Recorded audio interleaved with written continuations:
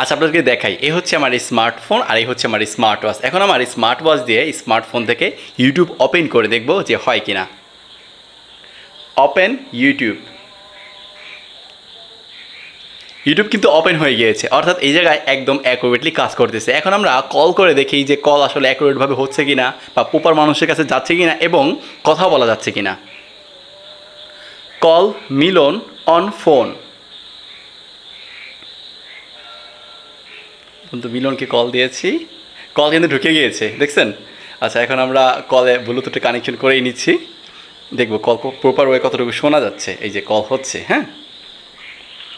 Hello hello. হ্যাঁ মিলন, হ্যাঁ, কি অবস্থা বন্ধু, কেমন আছো? এই তো আলহামদুলিল্লাহ। তোমার কি অবস্থা? এই তো ভালো। আমার কথা কি স্পষ্ট শোনা যাচ্ছে? হ্যাঁ, স্পষ্ট তো শোনা যাচ্ছে। ও, খাওয়া দাওয়া হয়েছে আজকে? না, এখনো হয় নাই, একটু পরে ইনশাল্লাহ। ও আচ্ছা ঠিক আছে বন্ধু, আসলে আমি একটা টেস্টিং করছিলাম, তো আমাদের কাছে একটা স্মার্ট ওয়াচ আছে, ওইটা দিয়ে একটু চেক করে দেখলাম যে প্রপার ওয়েতে কথা বলা যাচ্ছে কিনা, তো এইটা দেখানোর জন্য বেসিক্যালি কলটা দিয়েছি। আচ্ছা ঠিক আছে বন্ধু, পরে কথা হবে, হ্যাঁ? ঠিক আছে, আল্লাহ হাফেজ। আচ্ছা ঠিক আছে বন্ধু, আল্লাহ হাফেজ।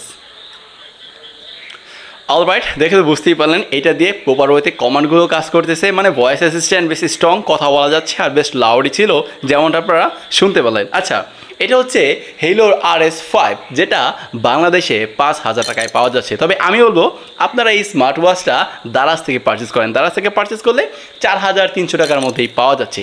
এখন 4,300 টাকার এই স্মার্ট ওয়াচটা যেহেতু বিগত 7 দিন ধরে আমরা ব্যবহার করছি, কেমন ইউজার এক্সপিরিয়েন্স পেলাম, কেমন ইউজার এক্সপিরিয়েন্স দিল, কী কী ভালো পেলাম, কী কী মন্দ পেলাম, সমস্ত কিছু জানাবো আজকের এই ভিডিওতে। তাহলে চলেন শুরু করা যাক। তো ভিডিও শুরুতে ধন্যবাদ জানাচ্ছি মোশন ভিউকে, হেলোর RS5 এই স্মার্ট ওয়াচটি আমাদের প্রোভাইড করে এই ভিডিও করাতে সহায়তা করার জন্য। তারা কিন্তু হেলোর একদম অফিসিয়াল ডিস্ট্রিবিউটার। তাদের থেকে যদি এই স্মার্ট ওয়াচ পারচেস করেন 12 মাসের একটা ওয়ারেন্টিও কিন্তু পেয়ে যাবেন। সো তাদের যাবতীয় ইনফরমেশন আমাদের ডিসক্রিপশন বক্সে দেওয়া থাকলো, আর দারাজের লিঙ্কটাও কিন্তু দেওয়া থাকলো, সেখান থেকে চাইলে পারচেস করতে পারেন। প্রথমেই কথা বলতে চাই এই স্মার্ট ওয়াচটার ডিসপ্লেটা নিয়ে, বাট তার আগে দেখে নেওয়া যাক বক্স কন্টেন্টে কী কী আছে।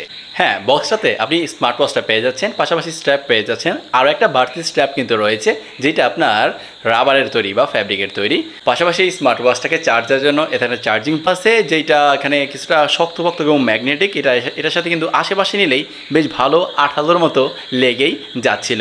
দেখুন, আমি দেখলাম এই স্মার্ট ওয়াচটার আকর্ষণপূর্ণ জায়গা হচ্ছে এইটার ডিসপ্লেটা, বাট এর বাইরে আমার কাছে এইটার আরও একটা আকর্ষণপূর্ণ জায়গা মনে হয়েছে। সেটা কি জানেন? সেটা হচ্ছে এইটার বডি ফ্রেমটা, যেটা আপনার এয়ারক্রাফট গ্রেড অ্যালুমিনিয়ামের তৈরি। তো সেক্ষেত্রে বলাই যায় একটা শক্তপোক্ত প্রোটেকশন পেয়ে যাচ্ছেন, যেটায় যে অ্যালুমিনিয়ামটা বেশ শক্তপোক্ত একটা প্রোটেকশন দিচ্ছে। সামনের দিকে আপনি গ্লাস পেপার পেয়ে যাচ্ছেন, পেছনের দিকে ফ্রস্টেড টাইপের প্লাস্টিক রয়েছে, আর এখানে প্রয়োজনীয় সেন্সর, পাশাপাশি চার্জিং পয়েন্টটাও কিন্তু আছে। এইটা IP রেটিং হিসেবে 68 প্রোভাইড করছে। সেক্ষেত্রে বলাই বাহুল্য এগুলো কিন্তু পানির নিচে সার্ভাইভ করার কথা। তবে যেহেতু এগুলো দিয়ে আমরা কথাবার্তা বলে থাকবো, এই স্পিকারেতে না একটু পানি ঢুকে যাওয়ার চান্স খুব বেশি হয়ে থাকে।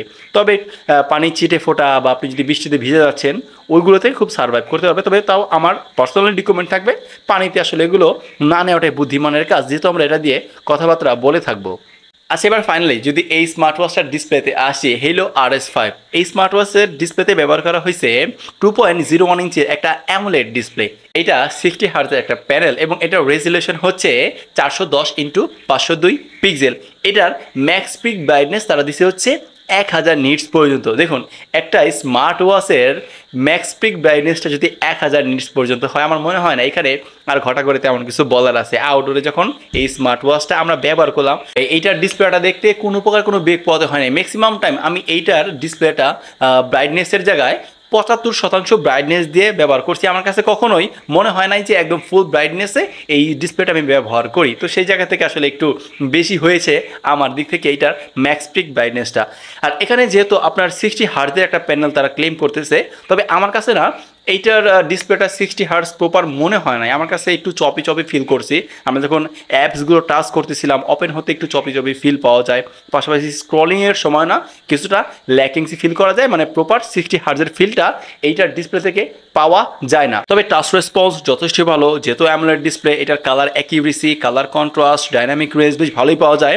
আর এখানে অ্যামোলেড ডিসপ্লে হওয়ার দরুন একদম ডিপ এরিয়াগুলোকে বা কালো এরিয়াগুলোতে প্রপারভাবে ডিপভাবে প্রোভাইড করতেছে এই আপনার RS5 5 এটার চিন ভেজেলগুলো আমি বলবো অনেকটা কিন্তু আপনার সিমেট্রিক্যাল চিকন চাকনে লাগতেছিল, অতটা কিন্তু মোটা সোটা না, যদি আমরা অন্যান্য স্মার্টফোনের কথার সাথে একটু কম্পেয়ার করি। তো সেক্ষেত্রে বেশ ভালোই সিমেট্রিক্যাল একটা ভাইব দেওয়ার চেষ্টা করে এই RS5 স্মার্ট ওয়াচটি। তো আমি এক কথায় কনফিডেন্টলি বলতে পারি এই স্মার্ট ওয়াচটা ডিসপ্লেটা আপনার কাছে ভালো লাগতে বাধ্য।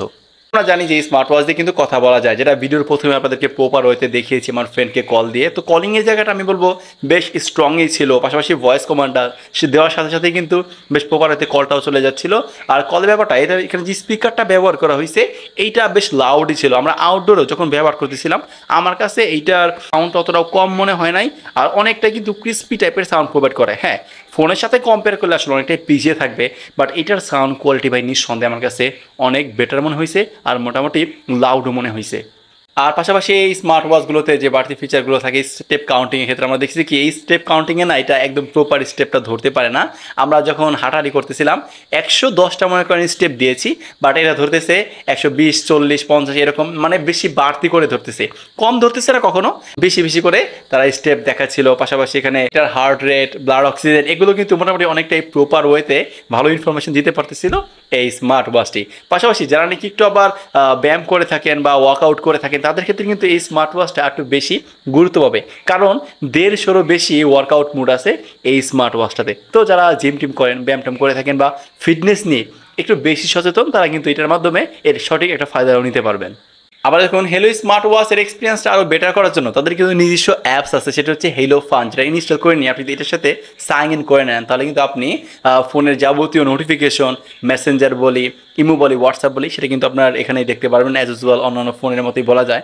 আবার পাশাপাশি হেলো ফান অ্যাপ থেকে কিন্তু আপনি 100+ ওয়াচ ফেস এটাতে ব্যবহার করতে পারবেন। তবে একটু কষ্টের বিষয় কি আপনি একই সাথে অনেকগুলো ওয়াচ ফেস এখানে রাখতে পারবেন না, যেটা আসলে একটা রান করালে বেশ একটাই থেকে যাচ্ছে আর বাকিগুলো কিন্তু তখন চলে যায়। তো এটাকে পাওয়ার ডেলিভারি দেওয়ার জন্য এতে রয়েছে 300 mAh এর ব্যাটারি। এখন 300 mAh এর ব্যাটারি থেকে আমরা কেমন ব্যাটারি ব্যাকআপ পেয়েছি, কোম্পানি ক্লেম করতেছে এটা নাকি 9 দিনের মতো একটা স্ট্যান্ডার্ড ব্যাটারি ব্যাকআপ দিবে। তবে আমার ইউজার এক্সপিরিয়েন্স থেকে বলে ভাই এটা 7 দিনের মতো ব্যাটারি ব্যাকআপ পাওয়া যাবে। আমি যেভাবে ইউজ করছি মোটামুটি 7 দিনের মতো ব্যাটারি ব্যাকআপ পেয়েছি। আমি ইউজ করার বলতে এটাতে আমি গান শুনেছি, কথা বলেছি, আর যেহেতু আমরা রিভিউ পারপাসে পেয়েছি সেক্ষেত্রে একটু ভালো মতো এক্সপিরিয়েন্স নেওয়া হয়েছে। তো সেক্ষেত্রে 7 দিনের মতো একটা ব্যাটারি ব্যাকআপ পেয়েছি। তো এই হচ্ছে এই স্মার্ট ওয়াচটার ওভারলুকস ডিজাইন এবং কনফিগারেশন পারফরমেন্স, যেটা আমার দিক থেকে আপনাদেরকে জানিয়েছি। এখন আমার ইউজার এক্সপিরিয়েন্স কি বলে। 4300 টাকা দিয়ে এই স্মার্ট ওয়াচটা পাচ্ছিলে আমি কি সাজেশন করব? হ্যাঁ, অবশ্যই করব। দেখুন বর্তমান সময় স্মার্ট ওয়াচের গুরুত্ব কতটুকু সেটা আমি অল্প অল্প করে বুঝতেছি।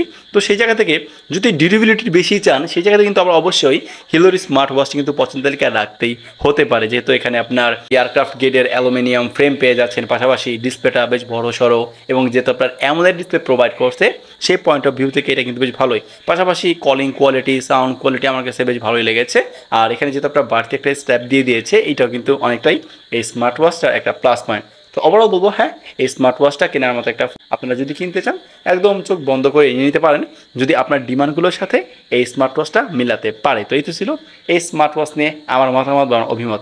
এখন কিনা না কেনা সেটা তো একান্ত আপনার ব্যক্তিগত ব্যাপার। তবে যদি কিনতে চান আমি ডেসক্রিপশন বক্সে লিঙ্ক দিয়ে রাখবো, সেখান থেকে চাইলে পারচেস করতে পারেন। তো এই তো ছিল আজকের ভিডিওটা। ভালো থাকবেন, সুস্থ থাকবেন, আল্লাহ হাফেজ।